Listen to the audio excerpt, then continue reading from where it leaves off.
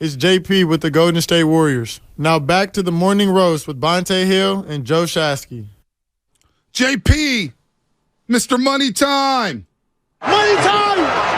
Money time! It's been a while since we played that. Ugh. Money time! Money time! Let's celebrate, yeah. All-time banger, any party, wedding, whatever. Daft Punk. I was just going to ask him who it was. Why did you have to go and Because I was going to guess Daft Punk. You don't. I know about Daft Punk. How do you even spell Daft Dude, Punk? DAFPUNK, but it's the T after the F. Daft Punk, right? Am I right? Come on, I know about my Daft Punk. Bumping that. Does Anthony Slater know about Daft Punk? I doubt it. Into Slater hood, man. Dude's from the hood. Anthony Slater. By the way, Niner Nick said, my season tickets and trips are self-funded. I stopped asking mommy and daddy for money years ago. I got that post-SF State University bread. I told you. Why are you trying to run my man over like he was a Cowboy fan ripping the TV off the wall and then running it over? Damon's, I heard these dudes are ripping these low-budget Walmart TVs off the wall that are $75. Go rip a 70-inch TV off that Samsung and a smart TV. I want to see you do that. These dudes are doing it for the clout. I don't even believe it anymore. Well, let's rip my TV and bash it. Dude, a little small-ass TV dude ripped off the wall, 15 inches. Come on, man. That is a joke. TVs are very inexpensive right now. Right. Stop. Let's bring in Anthony Slater, courtesy of the Bud Light guest line. All guests appearing on the Bud Light guest line. Easy to drink, easy to enjoy. Anthony Slater, our 95.7 The Game insider, he just dropped some heat this morning via The Athletic alongside Marcus Thompson and Sam Amick about whether or not these are the last days of Bob Myers being the president of basketball operations and GM of the Golden State Warriors. And with that said, Anthony, good morning. How you doing, brother? The Bud Light line at 8:30 a.m. Yeah, all postseason guests appear on the Bud Light guest line, Anthony. Bud Light, easy to drink, easy to enjoy. Don't hate the player, hate the game. Hey, all right, NFL playoff Bud Light line.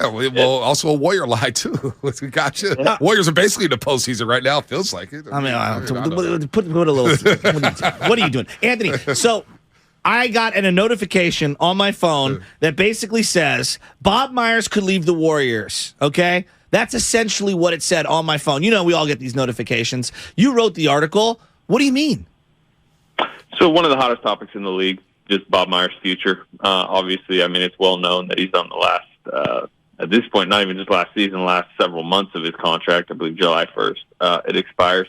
And it's undecided. And, it's not something where we know for sure if he is or if he isn't coming back. There's clearly, financial aspects of this to figure out. But also Bob Myers, I think, just needs to figure out long term if this is the franchise he wants to lead. And I think we talk about so much of the future of the players on this team, and I think the future of one of the biggest figures in the organization is also very unsettled. So like I said, it is when you go to any arena in the league at this point, people want to come up and talk about it.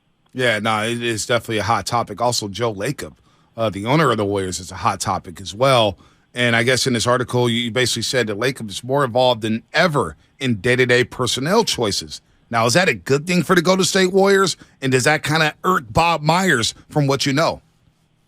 So, I mean, it's, Joe Lacob's vision is all over this roster, right? I mean, it's been pretty transparent. Like, he is concerned, about the now, but also about the future. 2029 in Chase Center, along with this season. He wants to win this season, but he has continually said he doesn't want to have he's even termed it like a Lakers type run. Remember when the Lakers used to play off 6 straight seasons? Mm-hmm. He's used that as an example, but he's trying to avoid that. And part of the ways he's trying to avoid that is a situation we all understand if you follow the team on a day-to-day basis. Mm-hmm. They together drafted, 5 teenagers essentially to kind of bridge to the next era.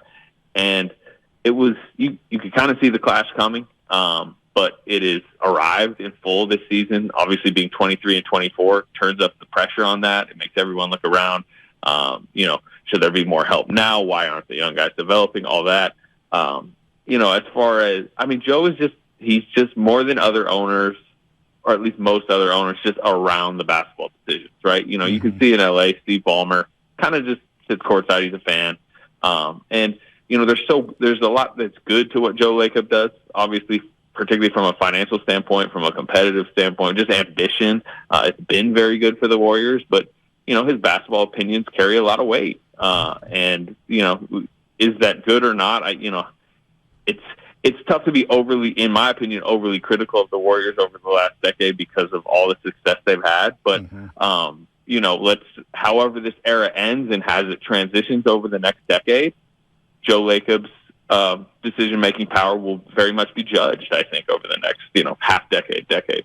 Wow, there is like so many angles we could take this in. I mean, this is kind of an incredible story. Right. Bob Myers himself was a sports agent, became obviously I think he was assistant general manager with the Warriors, rose to manager, and now he's doing the podcasting on the side. So it's hard for me to not think about someone like Sean McVay, who's been getting tempted back and forth to leave coaching and go into broadcasting, where you can make a lot of money and not have to deal with maybe some of the day-to-day stresses of the competitive fires and stuff. Is he burnt out with running the team day-to-day? Is it just an easier life that he's looking for? Do you think the broadcasting factors into this at all?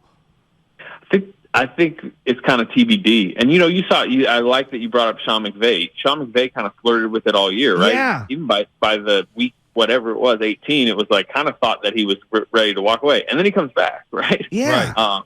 So, you know, there's pondering going on. And this is not just a Bob Myers thing, right? I think Draymond Green's probably sitting there pondering his future right now. And really everyone involved. This does feel like such a pivot point just from an organizational perspective. Yeah. Bob Myers is right there in that group. You know, we'll see, but yeah, clearly he's, you know, nibbled around different ventures. I mean, you mentioned the podcast one. There would be several teams in the league that wouldn't mind, you know, getting Bob Myers to run their basketball operations. You know, Philadelphia in the past before they got Daryl Morey was quite interested. Weren't the Lakers interested too at some point, like 2 years prior to the Philadelphia Sixers wanting him in 2018? Yeah, I don't know the specifics on that, and obviously they got Pelinka however many years ago that was, and, you know, Pelinka, I remember when the Pelinka was hired, it was like they're trying to find Bob Myers 2.0, right? Bringing him out of the agent ring.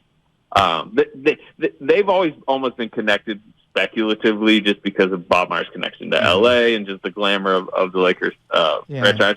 Would the Lakers be willing to pay what it would take to get Bob Myers? I mean, you know, they've kind of historically, at least lately, been a little bit cheap. At the end of the day, when Bob Myers' contract runs out in July, I get the sense that Joe Lacob may cave in and make him the highest paid president of basketball operations, GM, whatever you want to give him, Bob Myers that title. It feels like Joe Lacob will cave in because he tends to do that when it comes to these big money deals. Do you see it like that, Anthony? There are people I've spoken to who believe that like, you know, who end of the day, like Joe Lacob pays, right? And this is non-tax money, right? This isn't like, oh, you're paying, you know, Bob Myers $16 million a year, and that's X amount in tax. It's untaxed, which I think matters here. And you know, Lacob would contend and has contended even publicly, like he's made good offers. You know, so we'll see. I think again, part of it is what we were talking about earlier. Bob Myers needs to decide what not only the future for what you know for himself, but what is the future of this team going to look like? You know, how much of a transition will this be next season to the next era? You know. Are they going to run the core back together? And some of that might matter what happens in the playoffs. You know, if they win again, it's probably harder to break everything up. If this flames out, if this season continues to you know putter around 500 and they're in the play-in and it feels like 2 seasons ago, maybe that dictates things. And that's again the story that we try to lay out the situation, but I think we also are like nothing has been officially decided by anyone yet. Right. It is just these like waning days and like. This dynasty was always going to break up at some point. It's honestly lasted a lot longer than all of us thought. Yeah, absolutely. Right. I mean, Bill Walsh walked away at the height of his powers. Yep. I mean, there's lots of different guys in sports that, for whatever reason, walked away to pursue something different challenges, stress, like you name it, health, money. Like there's a variety of things. There's a successor question I have in a second. But like, let's get back to the podcast for a second, because I listened to the podcast and it feels like for right now, a side project. And I'm sure it can become, a main source of income if he chooses to go that route. But the sense that I got from listening to him and Steph Curry, boy, it felt like he was like tied to Steph Curry and him staying around. At least that's the impression I got. Maybe I'm off base here. Like, he's going to stay around as long as Steph is here, and he recognizes how special what they've had, the run is. What sense did you get from that podcast? Was there something else you interpreted? I didn't go too deeply on the interesting part was just him dipping his toes into the media waters, and I've had conversations, and you guys would probably agree, having interviewed Bob, like, he's the there best. are people in the media world who believe he would have to be good if he, committed to that. Right. He would be incredible. That's one thing I took away. As far as him and Steph, I mean, I didn't need the podcast to know, like, Steph Curry, loves Bob Myers. Like, right. That he's is the conduit between players, coaches, and the ownership group. I mean, Bob Myers behind the scenes, as good as he is maneuvering questions and doing the media stuff, he's just as good, like, in any environment behind the scenes, just problem solving. And his like kind of bigger picture perspective and the way he views the world really is similar to Steph, right? I mean, you've had like their conversations click so well. So I think just having Bob in such a position of power has been so beneficial to Steph over the years. And in the podcast that you mentioned, they really talked about it. They went back to the ankle injuries from way back in the day before the extension was signed. And it was incredible. Yeah. Anthony Slater here on the Morning Roast on 95.7 The Game, our 95.7 The Game insider. Look, I know Shasky wanted to ask a question about a successor, possibly. Kurt Lacob's a name and get floated, but I believe you're the one who tweeted this, so I'm not mistaken, that Kurt Lacob may be more suited to be the owner once Joe passes things down and not necessarily the GM and president of basketball operations. Yeah, I hope it was pretty clear in the story. Like, the Lacobs are not trying to push Bob Myers out the door. Right. This isn't, there was a recent story about the situation in Atlanta where, the owner's son, Nick Ressler, seems to be kind of like, gripping power in Atlanta. This Kirk Lacob is, he's got his hands on basketball operations. He's got his hands on business operations. And like I said, it was, it's speculative, but he profiles to me more as owner in waiting than GM in waiting. I don't know if they would go outside the organization if Bob left. I mean, at this point, they don't necessarily want to envision that future. Now, they might end up having to pay up or convince Bob or whatever. But Mike Dunleavy is kind of feels like he's risen to about number 2 in charge of basketball operations. It's been floated to me as a possible successor if this road materializes. But Kirk Lacob will have a very powerful position. He currently does and will deep into the future. I just don't know if that'll be considered like G. All right, so you kind of addressed some of the successors and whatnot. I guess the last question from Warrior fans is, and you kind of nailed it, like, this isn't a money thing, right? But when you hear, like, GM, owner, and da-da, I think about, and I'm not saying whether fair or not, I want to make sure we clear this up. Like, this isn't a Jimmy Johnson, Jerry Jones, like, I deserve more credit or anything like that. Right. This just seems like, Bob, what do you want to do, right? That's the interpretation that I'm getting from you. Yeah, I do think money's matters here. So money, okay. Yeah, he wants to be paid. He wants to be the highest paid executive. Gotcha. Okay. He's like, what? I saw your story. He's 7th, 8th, or 9th, and Lacob said he was top 3, maybe? Yeah, and part of, like, what we put in there, like, this isn't like player salaries where you can just go to, like, sportstrack.com or whatever, right? Like, pull up, this guy makes this much, blah, blah, blah. Yeah. Like, it's very much a more secretive world with, like, incentives and contracts are either hidden or artificially pumped up or whatever. Like, clearly there is a kind of dispute on where he necessarily ranks, and that probably matters. Like, who do you consider an executive? Do you consider Greg Popovich an executive, even though he has control power, Pat Riley, whatever? But Lacob's gone on record saying that Myers is top 3, and several of the people behind the scenes, more, I guess, on the Myers side of any, I guess, negotiation, whatever you want to say, don't think he is. All right. So. Quickly here about the basketball team. Grizzlies in town today. Warriors, maybe their best win of the season, Friday night in Cleveland. No Steph, no Wiggins, no Clay, no Dre. And then they all come back Sunday against the Brooklyn Nets, and they get outscored by 16 in the second half. Probably their worst. Well, I mean, there's like 9 candidates for worst loss of the season. Now the Grizzlies are coming to town. I kind of expect the Warriors to win tonight because this is the way the season is gone, Anthony. Yeah, I mean, the one thing the Grizzlies do is like fire up the Warriors' engines. I don't expect a low energy effort from the Warriors tonight. And 2 days off, Memphis is a little banged up. They're 0-4 on the current road trip. I was actually at the game in Sacramento the other night. Steven Adams is really limping around. I'm like, he does not look like a guy that's playing in 2 days, and then boom, they hit you with the PCL strain. That's a pretty big deal for Memphis.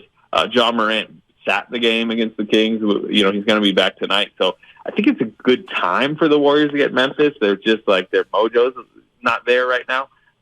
But again, I mean, you kind of mentioned in the lead-in, like, I'm not predicting any game this season for the Warriors. I have no idea how any game is going to go. But the one thing I will say is they've gotten up against rivals, right? Celtics blow out at home, the Grizzlies on Christmas, and even the Celtics game in Boston, they didn't win it, but that was a really good effort. So I would expect them to bring it tonight, but Memphis is going to bring it too, right? You would, at least from an energy perspective. Dylan Brooks for sure, right? It's just maybe we bring Shannon Sharp up. I was going to say we should fly him up immediately. Thank you, Anthony. It was a great article. I'm on The Athletic. Yeah, we obviously love your success. We're happy for you, and we love when you come on here and break it down. All right, fellas. All right. Hey, any tips on going to Philadelphia this weekend? We're going to Philly, baby. Get some cheesesteaks. There's about 95 different places to go. I like chicken cheesesteak personally. That's just me. Oh, well, food is done. You know me. I love food, Anthony. You look at Shasky. We both love food. Food loves us. We love food. But what about the crowd? Lincoln Financial Field. I was going to say, don't let any potential, Bud Light or liquor or whatever you might consume up there. Don't let it get you overly confident. Don't be saying some stuff that you shouldn't. I mean, that's you going deep into the Philly parking lot there. It's a cool setup. Have you guys ever been? Yeah. They have Citizens Bank Park right across the street from Lincoln Financial Field, Wells Fargo Center, which, by the way, the Nuggets are playing the Sixers. We're trying to get some tickets from our old co-host, Kate Scott, trying to get some plug there for Saturday Embiid against Jokic. So it's a great structure over there. Yeah, and they got a big, kind of entertainment area in the middle. It's cool. It's like almost reminds you of what Oracle in the Coliseum used to be, except even bigger, and you add an extra, arena to it. So it's cool. Enjoy yourself. All right, Anthony. We'll talk to you. How confident are you guys feeling though? I feel good. Shasky's worried. I'm He's about always a 5 worried, on a scale of 1 to 10. Yeah, Eagles look good.